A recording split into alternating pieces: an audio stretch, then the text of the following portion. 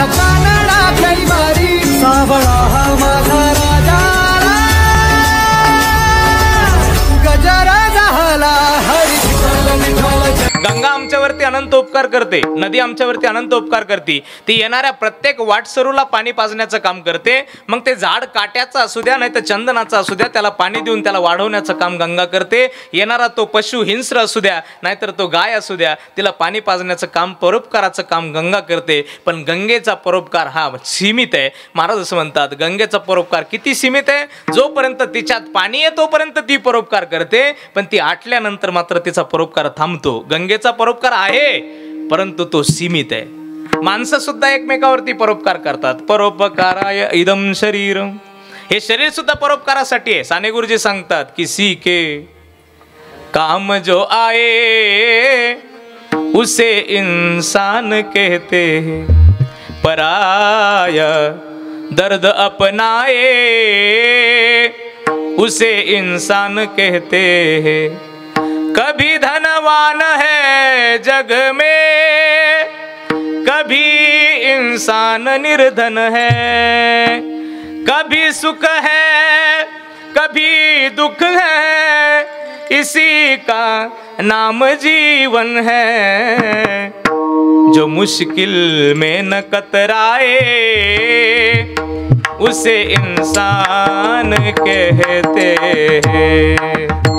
खरा तो एकच धर्म जगाला प्रेम अर्पावे. परोपकार करायला पाहिजे. या देहाने या शरीराने परोपकार केला जातो, पण कुठपर्यंत, जोपर्यंत करण्याची आमच्यात क्षमता आहे तोपर्यंत. ज्या दिवशी आमच्या मानेवरती येतं त्या दिवशी माणूस सुद्धा परोपकार करायचं सोडून जातो. माणसाचा परोपकार सीमित आहे, गंगेचा परोपकार सीमित आहे. ऐका ऐका, गाय सुद्धा आमच्यावरती परोपकार करते. किती परोपकार करते दादा. गाय आम्हाला दूध देते, गाय आम्हाला गोमित्र देते, गाय आम्हाला शेण देते. आणि इतका परोपकार करत असताना ती गाय आमच्यावरती एवढंच नाही तर ती गेल्यानंतर तिचे कातडं देऊन सुद्धा ती आमच्यावरती परोपकारच करते. गायीचे अनंत उपकार आहेत. पण गाय सुद्धा सीमित परोपकार करते. तिच्यामध्ये दूध आहे तोपर्यंतच ती परोपकार करते. ती आटल्यानंतर मात्र तिचा परोपकार थांबतो. आटल्यानंतर परोपकार थांबतो. या जगामध्ये अनेक माणसं उपकार करणारे, परोपकार करणारे आहेत, परंतु त्यांच्या परोपकाराला एक सीमा आहे. पण या जगामध्ये असे 2 जीव होऊन गेले ज्यांनी असा परोपकार केला, ते परोपकार करताना कधीच थांबलेच नाही. त्याच्यामध्ये पहिले माईबाप आहेत आणि दुसरे संत आहेत. इतके उपकार केले, काय सांगावं तुम्हाला. केले उपकार सांगू मी काय. बाप न करी ऐशी माय, धरणी धरिले त्यांचे पाय, दिले अक्षय अभय दान गा. काय सांगू आता संतांचे उपकार. वा वा.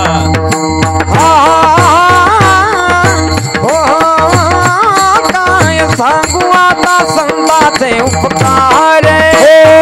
काय सांगू आता संतांचे उपकार.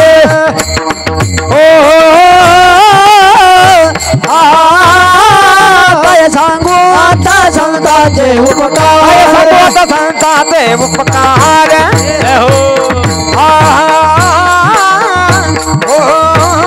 काय सांगू आता संतांचे उपकार.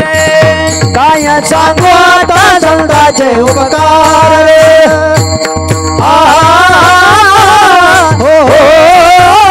काय सांगू आता संतांचे उपकार. निरंतर जागवी, निरंतर जागवी, निरंतर जागवी, निरंतर जागवी.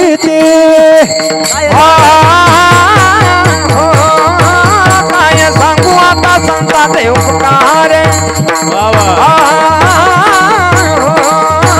काय सांगू आता संतांचे उपकार. काय जावे दासी वावे होत नाही. काय जावे दासी, काय जावे दासी. काय सांगू आता संतांचे उपकार. मद निरंतर जागविती, मद निरंतर जागविती, मद निरंतर काय सांगू आता संतांचे उपकार. मद निरंतर जागवी, मद निरंतर जागवी. जागविती काय सांगू आता संतांचे उपकार, इतके उपकार संत आमच्यावरती करतात. संतांचे अनंत उपकार, किती उपकार सांगू तुम्हाला. एखाद्याने अपकार केला सर तरी सुद्धा त्याच्यावरती उपकार करण्याची भावना ज्याच्या अंतःकरणात आहे ते संत आहेत. नाथबाबांच्या अंगावरती थुकणारा मुस्लिम समाजाचा व्यक्ती नाथबाबांची फक्त खोड करायची म्हणून त्यांच्या अंगावरती थुंकायला सांगितलं. झाडावरती जाऊन बसला, गोदावरी माईच्या तीरावरती नाथबाबा स्नान करून येतील त्या रस्त्याच्या झाडावरती जाऊन बसला. नाथबाबा स्नान करून आले की त्याने वरून पान खायचं आणि नाथबाबाच्या अंगावरती थुकायचं. अंग खराब झालं, पूजा करता येणार नाही म्हणून नाथांनी पुन्हा मागं फिरायचं, स्नान करायचं, पुन्हा यायचं, पुन्हा त्याने थुकायचं. नाथबाबाने पुन्हा मागं जायचं, पुन्हा स्नान करून यायचं. या मौल्याने परत त्याच्या नाथबाबांच्या अंगावरती थुंकायचं. असं थुंकत थुंकत 108 वेळा नाथबाबांच्या अंगावरती थुंकला. आणि थुंकल्यानंतर त्याला थुंकून कंटाळा आला, पण नाथांना स्नान करून कंटाळा आला नाही. आणि थुंकून कंटाळा आला म्हणून खाली आला, नाथबाबांच्या समोर उभा राहिला. मला म्हणे, नाथबाबाला म्हणाला, बाबा तुमच्या अंगावरती थुंकणारा मीच आहे.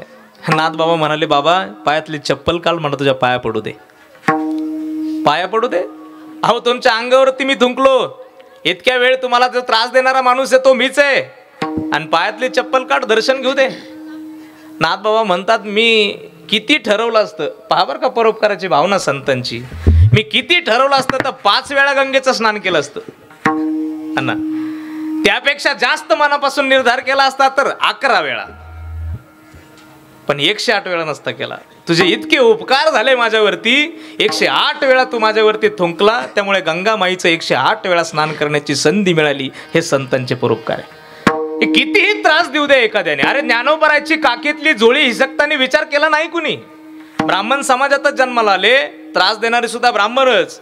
मधुकरी मागण्यासाठी निघालेल्या ज्ञानोबरांनी सबंध आळंदीमध्ये फिरावं. द्या हो दादा, चतकूर अर्धी भाकरी द्या, माझ्या पोटासाठी नाही, मुक्ताईसाठी मागतो हो. 4 दिवस झाले माझ्या मुक्तीच्या पोटात अन्नाचं कण नाही. माऊलीने 10 घर फिरायचं पण कुणी भाकरी वाढायची नाही.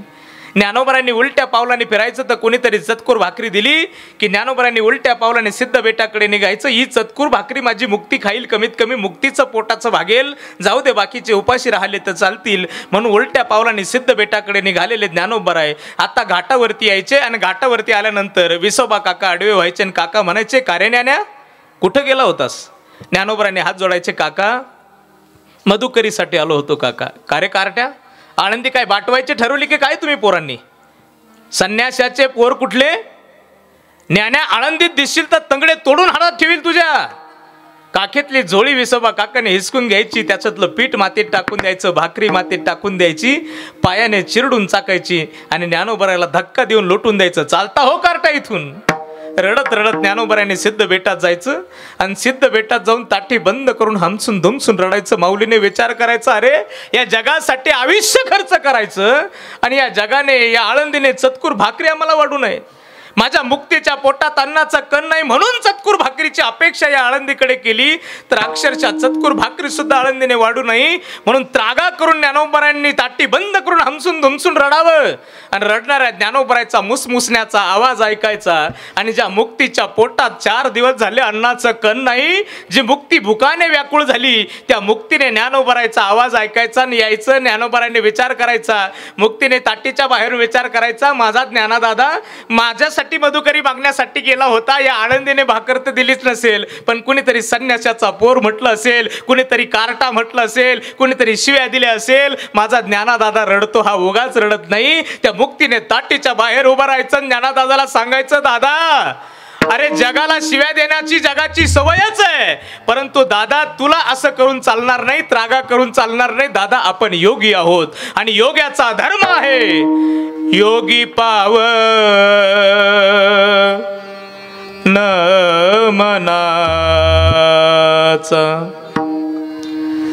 साहे अपराध जनाचा जनाचा साहे अपराध जनाचा योगी पावन मनाचा रे योगी पाव न मनाचा. दादा ज्ञाना दादा, अरे ताटी बंद करून बसून रडण्यात काहीच पुरुषार्थ नाही रे दादा. दादा कुणीतरी तुला संन्याशी म्हटलं असेल रे दादा. दादा कुणीतरी तुला संन्याशाचं कार्ट म्हटलं असेल, कुणीतरी शिव्या दिल्या असेल दादा. तुझी झोडी हिसकली असेल रे, तुला रडायला लावलं असेल रे दादा. पण दादा मी मुक्ती तुला बाहेरून सांगते दादा, रडू नको. रडणं आपलं काम नाही, आपण योगी आहोत. योग्याचा धर्म आहे साहे अपराध जनाच. त्या ज्ञानोबरांनी ताटी उघडून बाहेर निघायचं. आणि ज्या जगाने चतकुर भाकरी दिली नाही, ज्या जगाने मांडे भाजण्यासाठी मुक्ताईसाठी खापर दिलं नाही ना, त्या जगासाठी ज्ञानोबरांनी काम करायला सुरुवात करायची. आणि वयाच्या 16व्या वर्षी ज्ञानेश्वरीसारखा ग्रंथ ज्ञानोबरांनी द्यायचा. ऐका, त्रास देऊन सुद्धा परोपकार करण्याची संतांची जी भूमिका आहे ती संतांना संत पदाला घेऊन गेली. त्या ज्ञानोबरांनी काय परोपकार केला. अरे आपण भाग्यवान आहोत. हाकेवरती अंतरावरती नेवासा गाव आहे आमच्या. त्या हाकेच्या अंतरावरती असलेल्या नेवाशा गावामध्ये माझ्या ज्ञानोबरांनी विश्व माऊली ज्ञानोबर आहे, कोणी सामान्य नाहीये. चालविली जड भिंती हरली चांगयाची भ्रांती, मोक्ष मार्गीचा सांगाती ज्ञानोबरा माझा. रेड्यामुखी वेद बोलविला गर्वद्विजाचा हरविला, शांतिरूपी प्रगटला ज्ञानोबा माझा.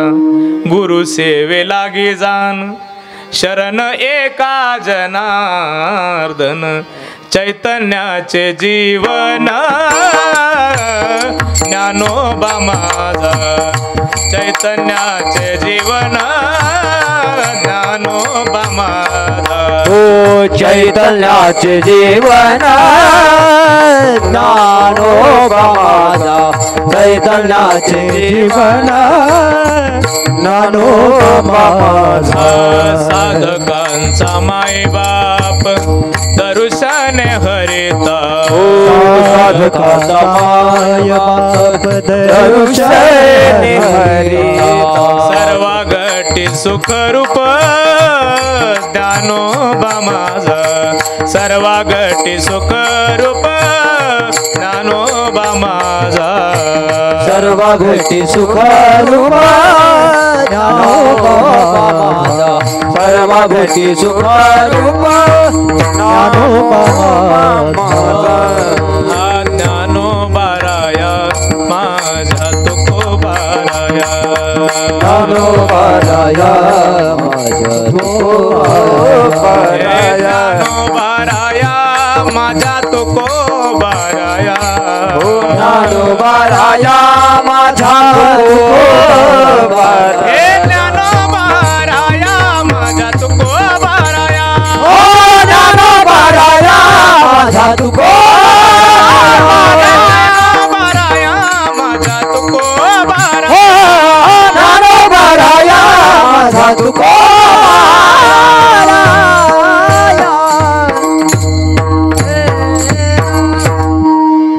सारखा त्रास समाजाने द्यावा, पण या समाजाच्या कल्याणाची भावना अंतःकरणात धरून समाजाच्या कल्याणाचं काम करणं ज्ञानोबराला जमलं. म्हणून 22व्या वर्षी ज्ञानोबराय गेले. पण 1200 वर्ष पूर्ण होऊन सुद्धा ज्ञानोबरांना मी अजून विसरलो नाही. हा परोपकाराचा परमार्थ आहे. याच्यापेक्षा काय परोपकार करावा दादा. अरे ज्ञानेश्वरी पूर्ण करून निवृत्ती दादांच्या चरणावरती माऊलींनी ठेवली.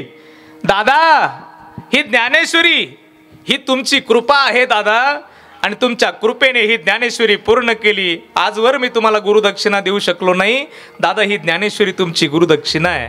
निवृत्ती दादाच्या डोळ्यात पाणी आलं, खळखळा रडू लागले. निवृत्तीनाथ माऊलीच्या तोंडावरून हात फिरवतात, म्हणतात ज्ञाना, अरे काय रे ज्ञाना, तू आयुष्य जगासाठी खर्च केलंस माऊली. अरे तुझ्यासाठी कुणी काही दिलं नाही रे. आपल्या मुक्तीला मांडे भाजायचे तर कोणी खापर दिलं नाही माऊली. अरे तू बंदुकरी मागण्यासाठी गेला तर चतकुर भाकर कोणी तुला वाढली नाही. अरे तू इंद्रायणीचं स्नान करण्यासाठी गेला तर विसोबाने तुला हात धरून इंद्रायणीतून बाहेर काढलं रे ज्ञाना. अरे इतका समाजाने त्रास दिला ज्ञाना, तरी जगासाठी आयुष्य खर्च केलंस माऊली. तू जर ज्ञानेश्वरी दिली असेल ना तर हा निवृत्ती दादा आज समर्थ आहे. तू माग ज्ञाना, जगाने काही नको देऊ दे, मी तुला देईल, तू जे मागशील ते मी तुला देणार आहे. असं म्हटल्यानंतर ज्ञानोबा हसतात आणि माऊली म्हणतात, जर दादा तुम्ही मला देणार आहात ना तर फार चांगली गोष्ट आहे दादा. मी हात जोडून तुमच्याकडे एकच मागतो, मला एवढंच द्या. काय द्या? दुरितांचे तिमिर जाओ,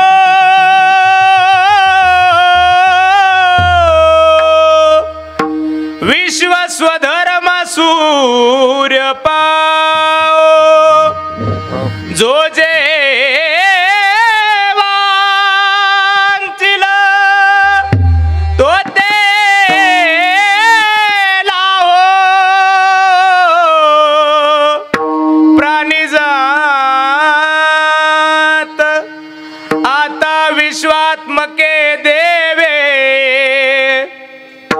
येणे वाघ यज्ञ तोषावे, तोषोनी मज द्यावे, पसाय दान हे.